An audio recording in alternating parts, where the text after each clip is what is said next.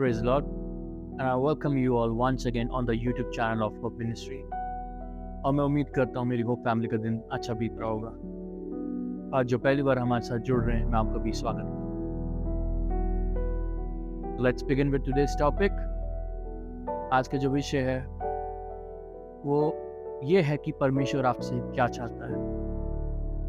Today's topic is what God wants from you.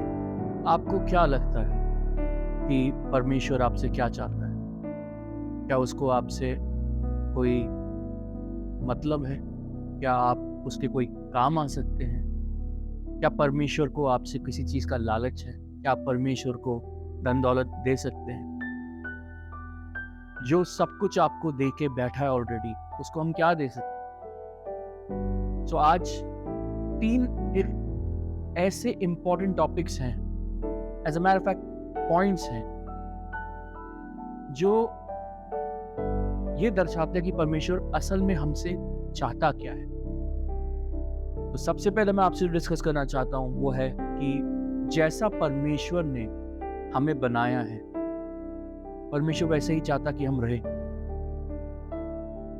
पैदा होने के समय जैसे उसने हमें चुना है हमारे एक अच्छाई के लिए, हमारे एक पर्टिकुलर नेचर के लिए, तो वो चाहता हम जीवन भर वैसे ही रहे। तो जस्ट बी योरसेल्फ। बहुत से लोग ऐसे होते हैं कि जब वो अपना जीवन एक ऐसी संगत में पड़ जाते हैं जिसमें लोग इन्फ्लुएंस करते हैं एक दूसरे को, चाहे वो एक नशे के रिगार्डिंग हो, चाहे वो एक हाई सोसाइटी पैरामीटर्स, चाहे वो एक अलग जिंदगी जीना हो, लेकिन उसी दौरान उस दुनियादारी में हम ये भूल जाते हैं कि हम असल में है कौन, हमारी पहचान क्या है। यदि परमेश्वर ने आपको चुना है, just be yourself, be trustworthy, be honest, और आपका एक केयरिंग नेचर है, लेकिन वक्त के साथ आप वो बदल गए, तो आज वो परमेश्वर आपसे कह रहा है कि जो आप थे आप वो वैसा बन जाइए।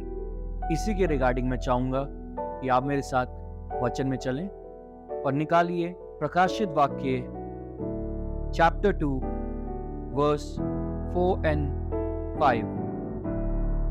और वचन कुछ इस प्रकार यूं कहता है, पर मुझे तेरे विरुद्ध ये कहना है कि तूने अपना पहला सा प्रेम छोड़ दिया है। इसलिए स्मरण कर कि तू कहां से गिरा है और मन फिरा और पहले के समान काम कर। यदि तू मन ना फिराएगा तो मैं तेरे पास आकर तेरी टिबट को उसके स्थान से हटा दूंगा। हालेलुया।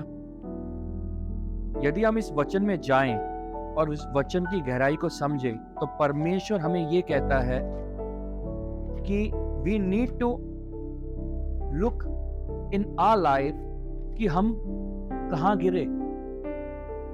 हमने पहले जैसा परमेश्वर से प्रेम करना क्यों छोड़ दिया? यदि आप परमेश्वर के भवन में जाते थे तो आपने क्यों छोड़ दिया? यदि आप परमेश्वर के साथ समय व्यतीत करते थे एकांत में, तो आपने वो क्यों बंद कर दिया? हो सकता है कि आपके पास एक्सक्यूज हो, and I am pretty sure about it, you must be having that, कि आपको वर्क बहुत ज्यादा है, आपका हेक्टिक शेड्यूल है, बर्डन बहुत ज्यादा है, रिस्पॉन्सिबिलिटी बढ़ गई है। ये कोई एक्सक्यूज नहीं होती। आज आप पैसा कमा रहे हैं, आज आप एक अच्छी पोस्ट पे हैं, एक अच्छी डेजिग्नेशन पे हैं, एक अच्छी मल्टीनेशनल कंपनी में काम कर रहे हैं या अपनी कंपनी खुद रन कर रहे हैं। क्या आप जानते हैं कि यदि आज परमेश्वर रात को आ जाए तो आप परमेश्वर से फेस कर पाएंगे? आप उसके सवालों के जवाब दे पाएंगे कि आपने क्या किया उसके लिए? Think about it. यदि आप पहले परमेश्वर से प्रेम करते थे और समय व्यतीत करते थे और उसके अनुसार चलते थे, तो आज आपको वापस वैसा बनना होगा। राजाओं का राजा, प्रभुओं का प्रभु, परम पिता परमेश्वर आपसे ये कह रहा है, स्मरण कर कि तू कहां गिरा, कहां तुझसे चूक हुई, कहां तुझसे गलती हुई, तू क्यों भटका। और वापस आ। वो बाहें फैला के आपका इंतजार कर रहा है। You need to get into the details of the situation. You need to look into the scenario of your life, that कहाँ भटके, where you got carried away. Hallelujah. Do not let your priorities or your responsibilities change your perception, change your lifestyle. You need to make a balance in that.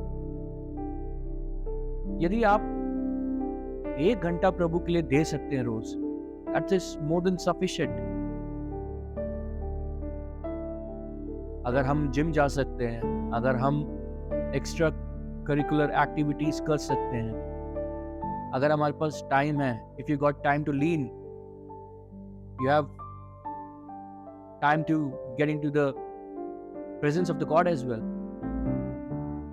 Amen. Today your Lord is telling you, get back to him. अपने परमेश्वर के पास लौट आइए. शैतान नहीं चाहता कि आप उद्धार पाए, आप अनंत जीवन पाए, क्योंकि शैतान को उसकी डेस्टिनी ऑलरेडी पता है कि वो नरकुंड में जा रहा है 1000 साल के लिए, और वो नहीं चाहता कि आप स्वर्ग जाएं. वो चाहता आप उसके साथ उस नर्क में जाएं. वो तैयार कर रहा है company. So it's up to you, because your God is telling you today, get back to him. याद कीजिए कि आप कहाँ गिरे हैं, आपसे कहाँ चूक हुई है, ऐसा कौन सा पाप आपने किया है या किया था जो आप भूल के बैठे हुए हैं. पश्चाताप कीजिए अपने प्रभु के आगे. Confess your sin in front of the God. मान लीजिए कि आपसे कुछ चूक हुई है जाने अनजाने में, एंड ट्रस्ट मी, हमारा परमेश्वर दया का सागर है, वो आपको माफ कर देगा. Hallelujah. Amen. Let's talk about the second point. What God wants from us. The second most imperative point is that He wants कि हम परमेश्वर का वचन बांटें.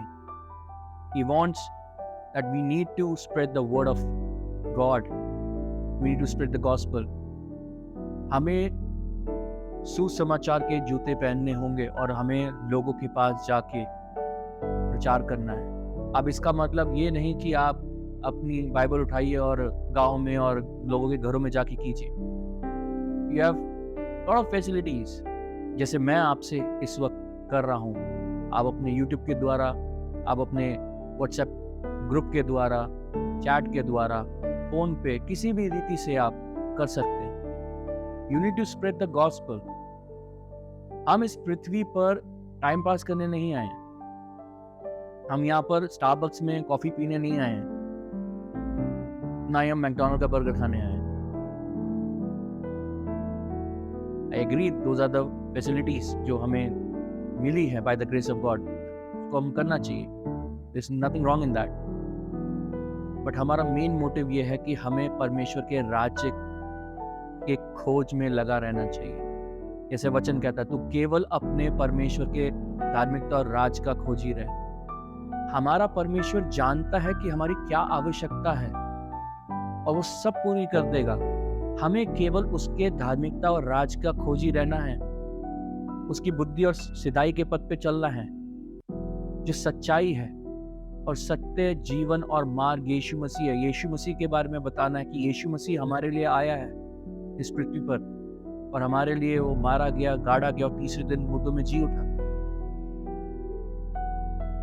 स्वर्ग और पृथ्वी का अधिकार यीशु के पास है, और यही परमेश्वर हमसे चाहता है कि जब उसके प्रिय पुत्र ने हम पापियों के लिए इतना कुछ किया, तो वो हमको बांटना ही पड़ेगा, और इसलिए उसने हमें चुना है. हालेलुया. आमीन. वचन में ये स्पष्ट कहा गया है, जब एक आत्मा बचाई जाती है तो स्वर्ग में आनंद मनाया जाता है. हालेलुया. क्या आप वो आत्मा बचाने के लिए तैयार हैं आज? मैं आपसे ये नहीं कह रहा कि आपको 50 लोगों को बचाना है, एक। अब जिस कलीसिया में जाते हो, अपने किसी एक दोस्त, अपने किसी एक रिलेटिव को जो प्रभु में नहीं है, उसको बचाइए। एक छोटी सी आयत, छोटे से एक वचन से शुरुआत कीजिए, बाकी पवित्र आत्मा सब कुछ संभाल लेगा।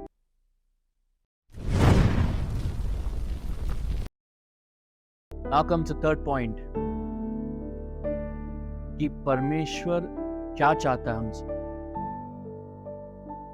Last but not the least, जो परमेश्वर हमसे चाहता है वो ये है कि हम परमेश्वर से संपूर्ण हृदय के साथ प्रेम करें अपने।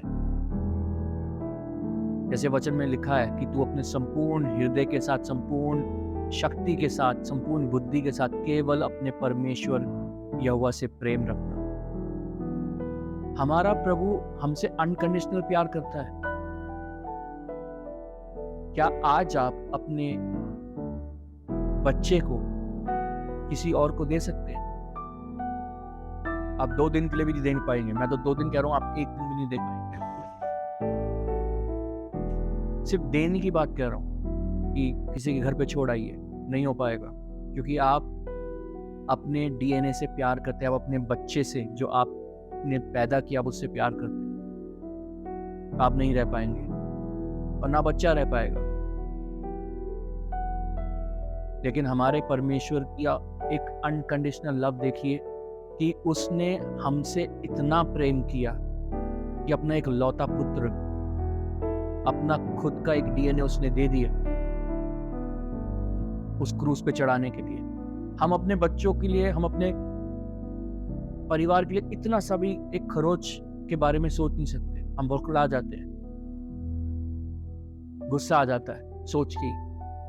जरा सोचिए, जब उस क्रूस पे प्रभु यीशु मसीह का लहू बह रहा था और वो कह रहा था, हे पिता, इन्हें क्षमा कर, ये नहीं जानते ये क्या कह रहे हैं और क्या करते हैं। जब प्रभु उस क्रूस पे था तो सैनिक जितने भी वो सोल्जर्स थे, वो सैनिक जितने भी थे, वो सब के सब उसका मजाक उड़ा रहे थे, ठट्टा कर रहे थे। यदि तू यहूदियों का राजा है, परमेश्वर का पुत्र है, तो नीचे उतर आ।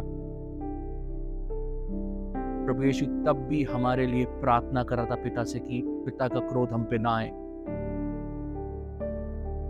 क्या एक पिता को दुख नहीं होगा? क्या एक पुत्र की पीड़ा पिता ने महसूस नहीं की होगी? हमारा परमेश्वर हमसे अनकंडीशनल लव करता है और बदले में वो हमसे यही चाहता कि हम सिर्फ और सिर्फ सच्चे मन से, सच्चे श्रद्धा के साथ अपने परमेश्वर की उपासना करें और सिर्फ उसी को प्रेम करें। मत भटकिए इधर उधर संसार में, और ये जान लीजिए कि परमेश्वर जलन रखने वाला परमेश्वर है हमारा। यदि वो दया दिखाता है तो वो भूलता भी नहीं है। हालेलुया, आमीन। हो सकता है आपको ये महसूस हुआ हो या हो रहा हो कि जो आपका एक परमेश्वर के साथ एक संबंध था, उसमें कुछ दूरी आई है, उसमें कुछ बदलाव आया है। हो सकता है आप प्रार्थना कर रहे हो रोज और आपको कुछ ना कुछ कमी लग रही हो। परमेश्वर नहीं बदलता कभी, ना बदला था ना कभी बदलेगा। ये हमें जांचना अपने आप को कि हम कहाँ बदल गए हैं। हो सकता है आप रोज एक ही प्रार्थना कर रहे हो और परमेश्वर आपका इंतजार कर रहा हो कि आप अपनी प्रार्थनाओं को चेंज करें। आप अपने लिए मांग रहे हो, अब this is high time you start asking for others, start praying for others. So ये देखिए कि आपने कहाँ कमी छोड़ी है और अपने परमेश्वर के निकट आइए। आप परमेश्वर के निकट आएंगे तो परमेश्वर आपके निकट आएगा। It is as simple as that. इसी के रिगार्डिंग मैं चाहूंगा कि आप मेरे साथ एक वचन में चलें। मेरे साथ निकालिए भजन संहिता चैप्टर 51 वर्स 10। और वचन कुछ इस प्रकार कहता है, हे परमेश्वर, मेरे अंदर शुद्ध मन उत्पन्न कर और मेरे भीतर स्थिर आत्मा नए सिरे से उत्पन्न कर। आमीन। जवाब बहुत सिंपल है। मैं आपसे बार बार एक ही चीज कहता हूं, ये वचन ही आपका उद्धार है, ये वचन ही आपका अनंत जीवन है, ये वचन ही आपकी ब्लेसिंग है। यदि आप अब तक ये सोच रहे थे कि हमें क्या करना चाहिए वो पहले जैसा परमेश्वर से प्रेम रखने के लिए, तो इस वचन में ये चीज स्पष्ट की गई है। It is pretty evident, it's loud and clear that you need to get back to your God. आपको अपने परमेश्वर के सम्मुख पहले रीति से आना पड़ेगा और उसके लिए आपको शुद्ध मन मांगना पड़ेगा और स्थिर मन मांगना पड़ेगा, एक स्थिर हृदय मांगना पड़ेगा। आपको एक लॉयल्टी के साथ परमेश्वर के आगे आना पड़ेगा।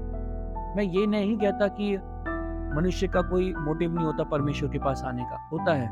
कोई अपनी चंगाई, कोई अपनी फाइनेंस के लिए, कोई अपनी ब्रेक थ्रू के लिए, कोई अच्छे लाइफ पार्टनर के लिए, कोई एक आत्मिक उन्नति के लिए, एक हो सकता है घर के लिए, किसी भी चीजों के लिए।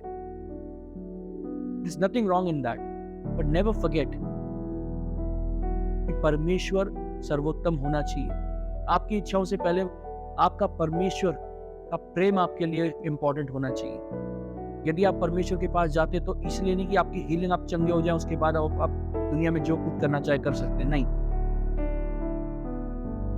Your first motive should be to love your God, जैसे परमेश्वर आपसे प्रेम करता है अनकंडीशनली। जिस दिन आप अपने परमेश्वर से प्रेम करने लग जाएंगे, आपका जीवन बदल जाएगा। ये मेरा विश्वास है। हालेलुया, आमेन। सो ये आज आपका एक होमवर्क है। You need to work on this। ये जानिए और परखिए कि आप कहाँ गिरे, कहाँ आप चूके, कहाँ आपसे गलती हुई। वो कुछ भी हो सकता है कि आप संसार में भटक गए और परमेश्वर से हट गए। जानिए उस चीज को और अपने परमेश्वर का प्रचार कीजिए। वचन को बांटिए, समय निकट है। वचन कहता है परमेश्वर का राज्य, परमेश्वर का आने का दिन चोरों के समान कभी भी आ जाएगा, पलक झपकते ही। So are you ready to face your God today? If He comes,